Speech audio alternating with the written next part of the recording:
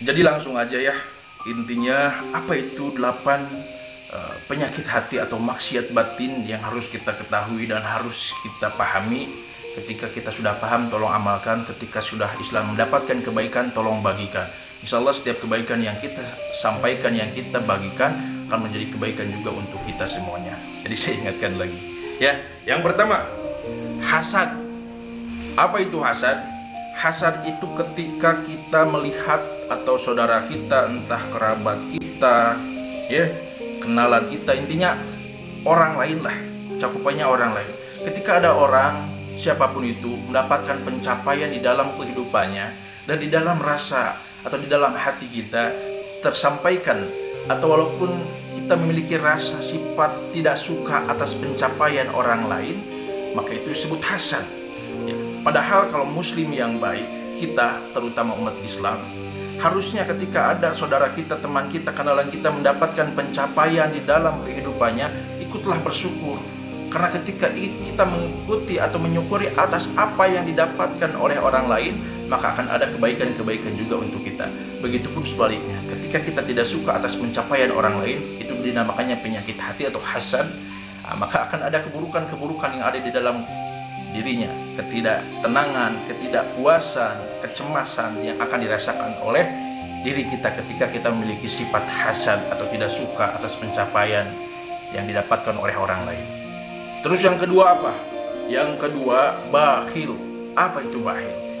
Jadi orang yang tidak mau berbagi, orang yang tidak mau bersedekah karena takut hartanya berkurang atau takut miskin, kasarnya seperti itu ya.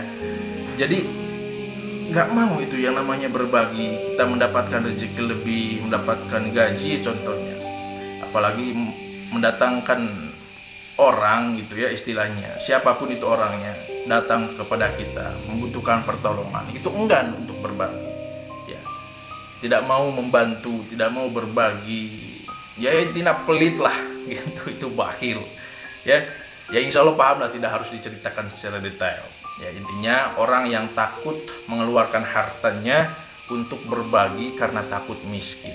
Padahal kalau kita kaji, tidak ada orang yang miskin dikarenakan sedekah.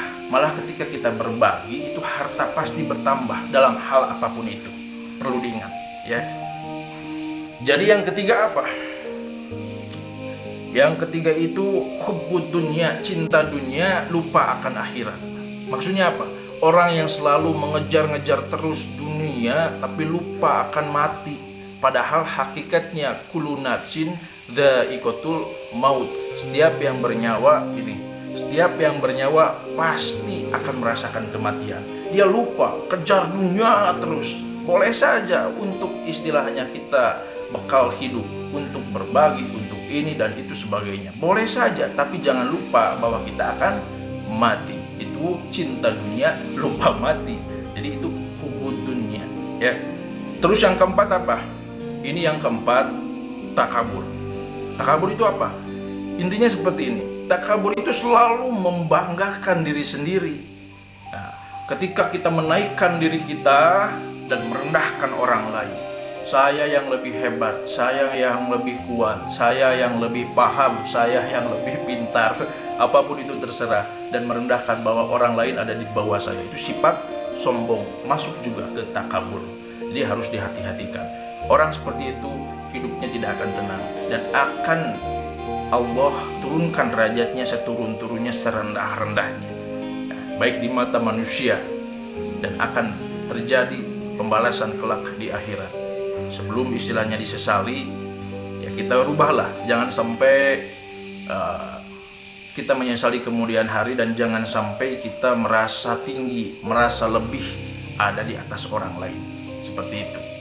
Terus yang kelima, ini sama aja dengan hubbud dunia ya, tapi ini lebih menjurus ke pangkat, hubbul jah.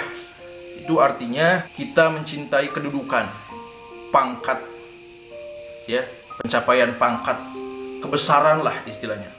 Saya ini loh, saya ini seorang ini loh. Padahal pangkat hakikatnya hanya titipan, apapun itu, ilmu, kedudukan, harta, istri, anak, semuanya lah tentang dunia, semuanya titipan. Jadi jangan berbangga hati, jangan merasa besar sendiri, karena yang maha akbar itu ya Allah Subhanahu wa Ta'ala, tidak ada yang lain. Jadi kita harus sadari bahwa ini hanya amanah, titipan dari Allah Subhanahu wa Ta'ala, agar kita tidak terjerumus dengan sifat-sifat yang akan merugikan diri kita baik di dunia ataupun kelak nanti di akhirat, seperti itu. Terus yang keenam, ini nih penyebar hoak yang selalu melebihkan apa dari berita utama, yaitu syahrul kalam. Jadi apa itu syahrul kalam? Ya, apa itu syahrul kalam? Orang yang melebih-lebihkan perkataan atau berita dari sumber yang pasti. Contoh sederhana, kita mendapatkan sesuatu amanah atau mendapatkan berita lah, itu kan masuknya amanah, ya, amanah kejujuran maksudnya. Ada berita atau apapun itu, ya, perkataan yang kita sampaikan kepada orang lain dan kita melebih-lebihkan, ya, yang tidak terjadi bahkan kita ceritakan, yang tadinya segini jadi segini gitu. Intinya paham lah. Jadi melebihkan, berlebih-lebihan dalam berucap, ya, berkata. Jadi ini harus dihati-hatikan. Ya, ini sangat masuk ke ranah penyebar hoak biasanya seperti itu, ya. Terus yang ketujuh, ria. Ya, ria itu apa? Ria itu jadi melakukan kebaikan bukan atas karena Allah, tapi karena ingin dipandang, ingin dipuji oleh sesama makhluk. Ini masuknya ke ranah ria gitu. Tapi tidak ada yang tahu orang itu ria apa tidak. Jadi itu harus bijaksana juga. Kita sifat husnudon harus diutamakan, harus dikedepankan. Jadi jangan sampai wah ini ria nih orang, itu ya namanya fitnah juga kan. Kita tidak tahu orang itu ria apa tidak. Contoh orang yang bersedekah dijadikan video kan, kita tidak tahu, bisa jadi dia istilahnya ingin memberikan contoh kebaikan untuk orang banyak, kan bisa juga seperti itu. Jadi ria itu orang yang melakukan kebaikan, entah ibadah, entah apapun itu jenisnya kebaikan, tapi bukan karena Allah, tapi ingin dipandang oleh sesama makhluk. Itu masuknya ke ria, dan itu orang yang sia-sia, percuma ibadahnya, ya, tidak menjadi amal kebaikan di sisi Allah Subhanahu wa Ta'ala, seperti itu. Terus yang terakhir, yang kedelapan, ujub. Ini berbanding lurus dengan takabur. Jadi intinya membanggakan diri. Nah, ujub takabur. Jadi ini sesuatu yang berdampingan. Ya, kita istilahnya merasa pintar, bodoh dia. Saya merasa ganteng, dia jelek. Saya ini kaya, dia miskin. Coba dong saya kaya. Siapa sih dia? Dia nggak tahu siapa saya. Nah ini ujub, berbanding lurus dengan takabur. Ya, ini orang-orang yang tidak paham dengan dirinya.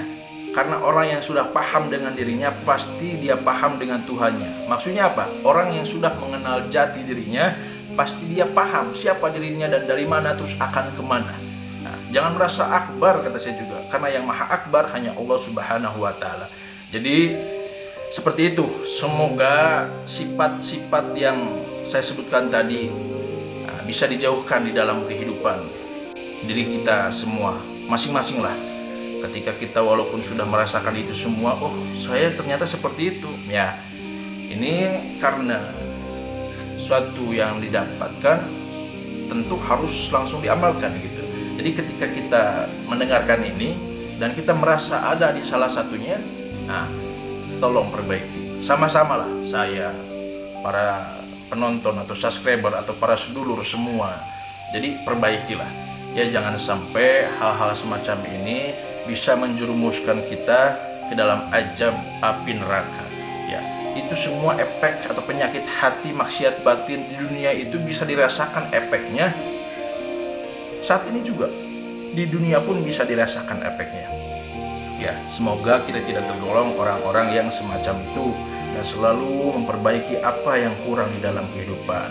Udah sifat kita cukup saling mendoakan, saling mengarahkan, saling mengingatkan dalam kebaikan. Mungkin hanya ini yang dapat saya sampaikan. Jika ada kebaikan silahkan di-share, dan semoga menjadi kebaikan, keberkahan untuk saya juga. Saya tutup, akhirul kalam, wabillahi taufiq wal hidayah. Wassalamualaikum warahmatullahi wabarakatuh. Salam seduluran.